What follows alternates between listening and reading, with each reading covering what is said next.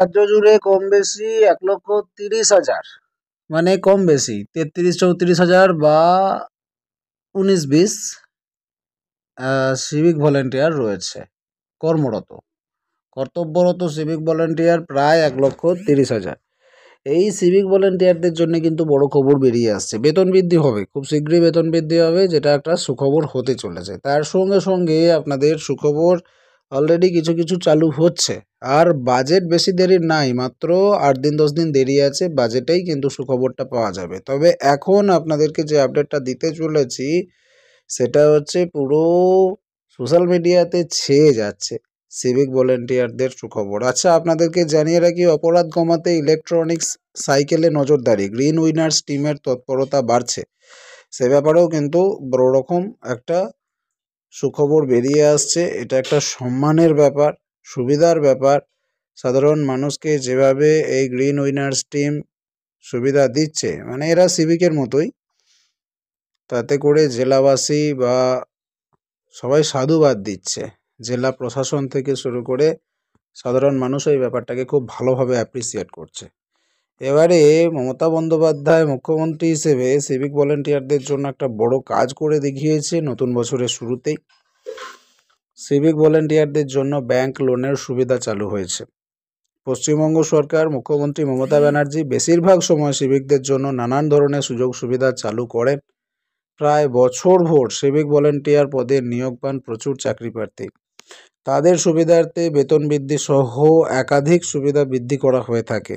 আর এবারে bank loan সংক্রান্ত সুবিধা চালু করার সিদ্ধান্ত হতে উপকার পাবেন হাজার হাজার সিভিক ভলেন্টিয়ার। তবে এই যে ব্যাংক লোনের অ্যামাউন্টটা এত কম, এতে কি কাজে লাগবে এই টাকাটা, সেটা সিভিক ভলেন্টিয়াররাই ভেবে উঠতে পারছেন না। এরকমই প্রশ্ন ছুটে আসছে। তারা এটা জানতে পারছেন না এখনো পর্যন্ত যে আদতে এই লোন কিভাবে পাওয়া যাবে, কোন কোন ব্যাংকের তরফ থেকে পাওয়া যাবে, এতে কত শতাংশ সুদ দিতে হবে এবং সেটাও কতদিনের মধ্যে। আর তাছাড়া 1 লাখের অধিক দরকার হলে কিভাবে হবে। 1 লাখই যদি লোন পাওয়া যায় তাতে কাজ কিছু মিটবে না। যে কোনো ব্যবসা শুরু করতে হলেই ওর থেকে বেশি লাগবে। সেইটাই কিন্তু এখন সিভিক ভলেন্টিয়াররা চিন্তিত। সাধারণত রাজ্য সরকারি কর্মীদের ব্যাংক লোন সংক্রান্ত সুবিধাটা থাকে, তাহলে কেন সেই সুবিধা পাবেন না সিভিক ভলেন্টিয়াররা? এই প্রশ্নটাই এতদিন ধরে ছুটে আসছিল। যদিও সিভিক ভলেন্টিয়ারদেরকে সরকারি অফিসার ধরা হয় না, সেই জন্য তাদেরকে কোনো ব্যাংক এই সুবিধাটা দিতে চায় না।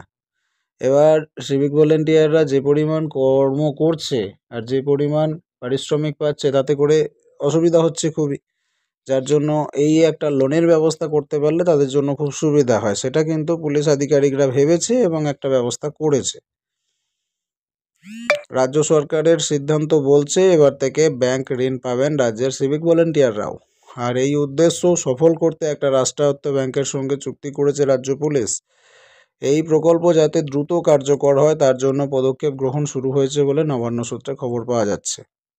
রাজ্যের তরফে ঘোষণা হলেও সিভিক ভলেন্টিয়াররা কিভাবে ব্যাংক লোনের জন্য আবেদন করবেন সেটাও জানা গুরুত্বপূর্ণ।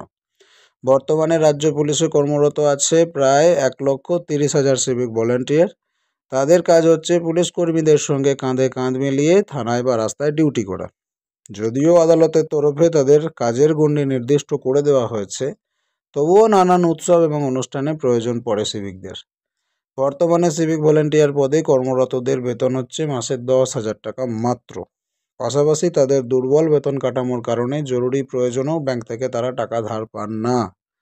বেশিরভাগ ক্ষেত্রেই ব্যাংকের তরফে যুক্তি দেওয়া হয় যে ঋণ পাওয়ার জন্য যে নির্দিষ্ট শর্তাবলী রয়েছে, সিভিক ভলেন্টিয়াররা নাকি তার মধ্যে পড়েন না, যার ফলে পুরোপুরি বাধ্য হয়েই তাদের প্রয়োজন হলে চড়া সুদে বাজার থেকে ধার নিতে হয়। সিভিক ভলেন্টিয়ারদের এই সমস্যার কথা রাজ্য পুলিশের শীর্ষ কর্তারা নবান্নের কর্তাদের কাছে খুলে বলেন। তাই এই সমস্যার সমাধানের রাস্তা খোঁজার জন্য নির্দেশ আসে প্রশাসনের শীর্ষ স্তর থেকে। ইতিমধ্যে নবান্ন সূত্রে খবর, রাজ্য পুলিশের কর্তারা এই নির্দিষ্ট বিষয়টির কারণ খুঁজতে গিয়ে দেখেন যে সিভিকদের স্যালারি অ্যাকাউন্ট রয়েছে স্টেট ব্যাংকে, মানে SBIতে। তাই একেবারে প্রথমে তাদের সঙ্গে সরকারের যে চুক্তি হয়েছিল সেখানে মোটেই লেখা ছিল না যে সিভিকরাও ঋণ পেতে পারেন। সিভিক ভলেন্টিয়ার পদে কর্মরতরা চুক্তিভিত্তিক কর্মী হওয়ার কারণে সংশ্লিষ্ট রাষ্ট্রায়ত্ত ব্যাংক তাদের টাকা ধার দেওয়া হয় না। তাই এই সমস্যার সমাধান করতে বিভিন্ন রাষ্ট্রায়ত্ত ব্যাংকের সঙ্গে কথা বলেন বিভাগীয় কর্তারা। আর পুলিশের তরফে প্রস্তাব দেওয়া হয় সিভিক ভলেন্টিয়ারদের বেতন অ্যাকাউন্টের বিনিময়ে তাদের ঋণের ব্যবস্থা রাখতে হবে।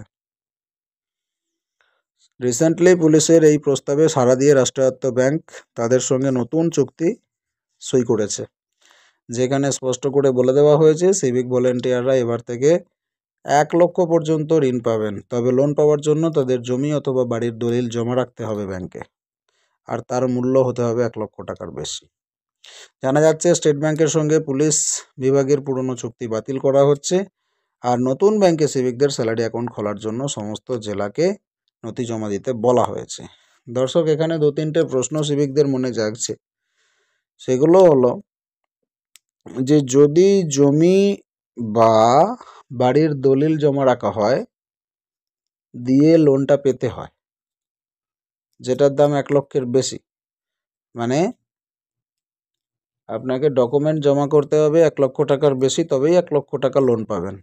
তাই যদি হয়, এটা তো নর্মাল শর্তেই হয়ে গেল, তাহলে স্যালারি অ্যাকাউন্টের প্রয়োজন হলো কেন? আর যদি সিভিকদের স্যালারি অ্যাকাউন্টের থেকেই এই লোনটা নিতে হয়, তাহলে এই ডকুমেন্টগুলো জমা দেওয়ার প্রয়োজন পড়ছে কেন?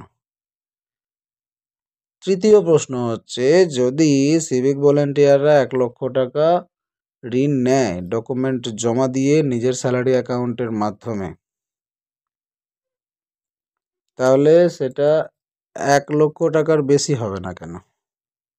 চতুর্থ প্রশ্ন, সিভিক ভলেন্টিয়াররা যদি ঋণ নেয় নিজের স্যালারি অ্যাকাউন্টে নিজের বাড়ির ডকুমেন্ট জমা দিয়ে 1 লক্ষ টাকা পর্যন্ত,